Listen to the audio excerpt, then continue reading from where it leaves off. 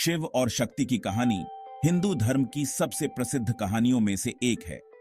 यह कहानी केवल एक प्रेम कथा नहीं है, बल्कि यह ब्रह्मांड की उत्पत्ति और उसके रहस्यों को भी उजागर करती है। यह प्यार, जुदाई और सृष्टि की कहानी है। यह कहानी हमें बताती है कि कैसे प्रेम और ऊर्जा के मिलन से सृष्टि का निर्माण होता है। शिव, जो एक तपस्वी भगवान है, और शक्ति, जो दिव्य स्त्रीत्व का रूप है, ब्रह्मांड के दो हिस्सों को दर्शाते हैं। शिव और शक्ति का मिलन केवल एक व्यक्तिगत घटना नहीं है, बल्कि यह ब्रह्मांडीय संतुलन का प्रतीक है। कहते हैं कि इनका मिलन ही सृष्टि का कारण बना। यह मिलन ब्रह्मांड की रचना और उसके निरंतर परिवर्तन का आधार है। जरा सोचो, एक बहुत बड़ा खाली स्पेस है। यह खालीपन केवल भौतिक नहीं है, बल्कि यह संभावनाओं से भरा हुआ है। वहां शांति और सन्नाटा है, और कुछ नहीं। यह शांति एक गहरी प्रतीक्षा की तरह है, जैसे कुछ महान होने वाला है। फिर एक चिंगारी उठती है। यह चिंगारी ब्रह्मांडीय ऊर्जा की पहली झलक है। यह चिंगारी सृष्टि की ऊर्जा है, वह आदि शक्ति जिसे शक्ति कहते हैं। यह शक्ति ही ब्रह्मांड की हर चीज की नींव है। इसी ऊर्जा से शिव प्रकट होते हैं। शिव का प्रकट होना ब्रह्मांडीय चेतना का जागरण है। लेकिन शिव अभी भी और स्थिर हैं, गहरे ध्यान में लीन हैं। उनका ध्यान ब्रह्मांड की गहराइयों में डूबा हुआ है। उन्हें अपनी शक्ति का एहसास नहीं है। वह अपनी ही ऊर्जा से अनजान है। शक्ति अपनी असीम बुद्धि से जानती है कि सृष्टि शुरू करने के लिए शिव को जगाना होगा। वह जानती है कि शिव के बिना सृष्टि अधूरी है, और इसलिए वो नृत्य करने लगती है। उनका नृत्य केवल एक कला नहीं है, बल्कि यह ब्रह्मांडीय ऊर्जा का प्रवाह है। उनका नृत्य ऊर्जा और जुनून का एक भंवर है। यह नृत्य ब्रह्मांड की हर चीज को जीवंत कर देता है। यह स्वयं सृष्टि का नृत्य है। यह नृत्य ब्रह्मांड की रचना और विनाश का प्रतीक है। जैसे ही शक्ति नृत्य करती हैं, शिव धीरे धीरे अपने ध्यान से बाहर आते हैं। उनका ध्यान टूटता है और वह जागृत होते हैं। वह उनकी सुंदरता और उनकी शक्ति पर मोहित हो जाते हैं। वह शक्ति के नृत्य में खो जाते हैं। वह उनके साथ शामिल होने के लिए उठते हैं, और साथ में वे सृष्टि का ब्रह्मांडीय नृत्य करते हैं। यह नृत्य ब्रह्मांड की हर चीज को संतुलित करता है। उनका नृत्य ब्रह्मांड को नियंत्रित करने वाले विरोधों के परस्पर क्रिया का प्रतीक है।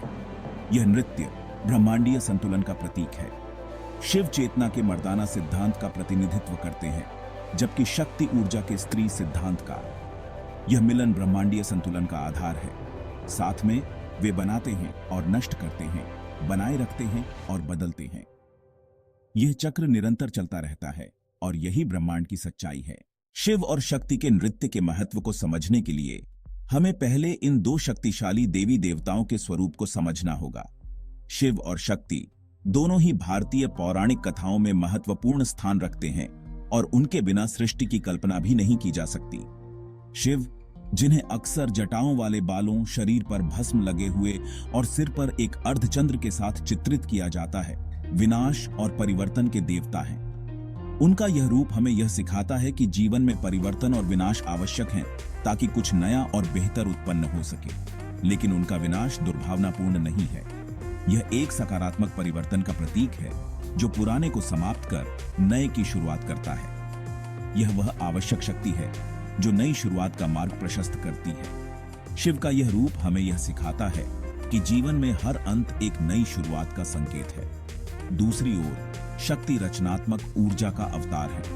वह सृजन की देवी है, जो हर जीवित प्राणी में ऊर्जा का संचार करती है। वह देवी मां है, जिनकी पूजा पूरे भारत में अनगिनत रूपों में की जाती है। उनके विभिन्न रूप हमें यह सिखाते हैं कि सृजन की शक्ति अनंत और विविधतापूर्ण है। वह शक्ति है जो ब्रह्मांड को जीवंत करती है। वह शक्ति जो सभी रचनाओं को संचालित करती है। उनके बिना सृष्टि का कोई अस्तित्व नहीं हो सकता। एक कुम्हार को मिट्टी बनाते हुए कल्पना कीजिए। मिट्टी निष्क्रिय, निर्जीव है, लेकिन जब कुम्हार उसे अपने हाथों से आकार देता है, तो वह एक सुंदर और उपयोगी वस्तु बन जाती है। लेकिन कुम्हार अपने हाथों से उसे आकार और रूप देता है। इसी प्रकार शक्ति ब्रह्मांड को आकार देती है और उसे जीवन प्रदान करती है। शिव उस मिट्टी की तरह है जो ब्रह्मांड का कच्चा माल है। वह आधार है जिस पर सृष्टि की संरचना होती है। शक्ति उस कुम्हार की तरह है जो उस सामग्री को ढालकर कुछ सुंदर और सार्थक बनाता है। वह सृजन की प्रक्रिया को संचालित करती है और उसे जीवन देती हैं। उनका रिश्ता सृजन और विनाश, क्वाइटनेस और मूवमेंट, यिन और यांग के बीच निरंतर नृत्य है। यह नृत्य हमें यह सिखाता है कि जीवन में संतुलन बनाए रखना कितना महत्वपूर्ण है।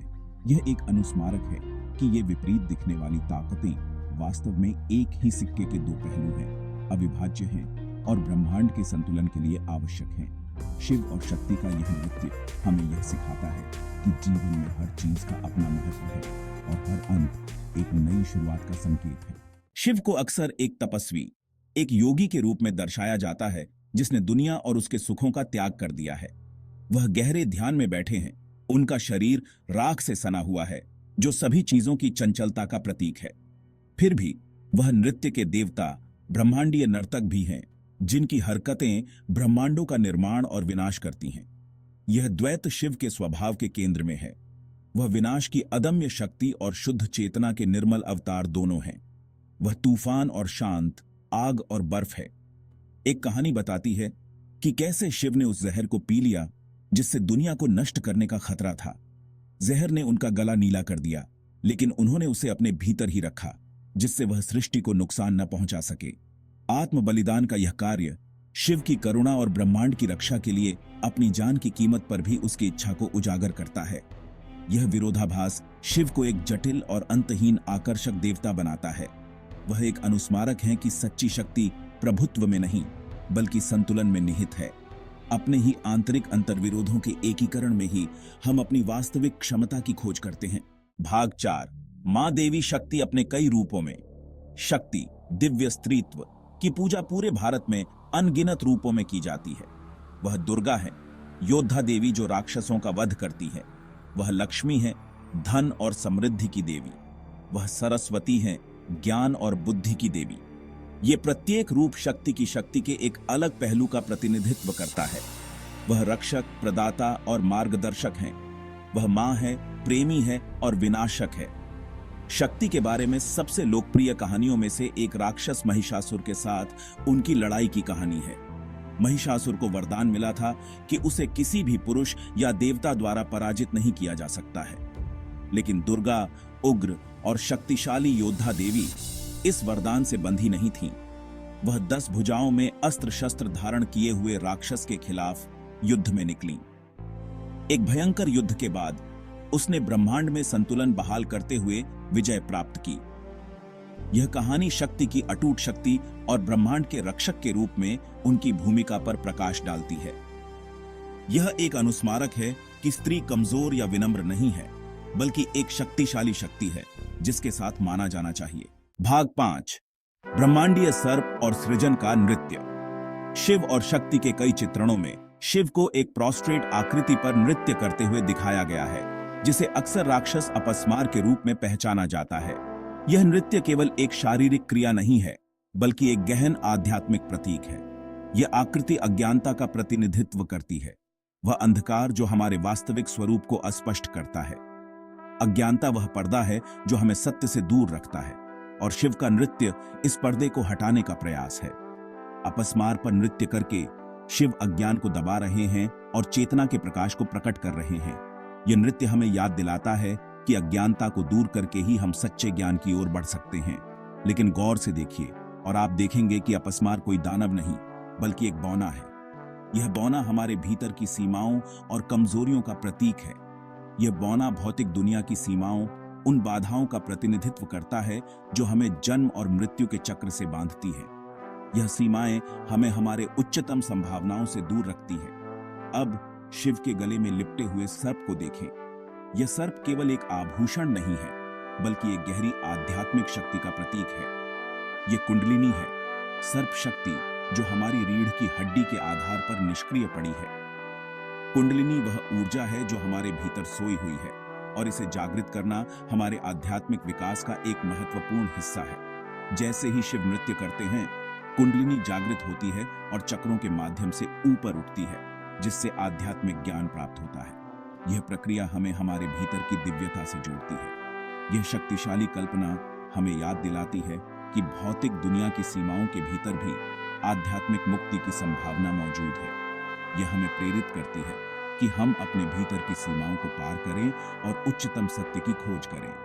अपने स्वयं के अज्ञान का सामना करके और शक्ति की परिवर्तनकारी शक्ति को अपनाकर हम भी अपने भीतर की कुंडलिनी को जगा सकते हैं और परमात्मा के साथ आनंदमय मिलन की स्थिति प्राप्त कर सकते हैं। यह मिलन हमें हमारे सच्चे स्वरूप से परिचित कराता है और हमें अनंत शांति और आनंद की ओर ले जाता है। भाग 6, तंत्र, शिव और शक्ति के रहस्यों का अनावरण। तंत्र एक प्राचीन आध्यात्मिक परंपरा है जो विरोधों के मिलन पर जोर देती है।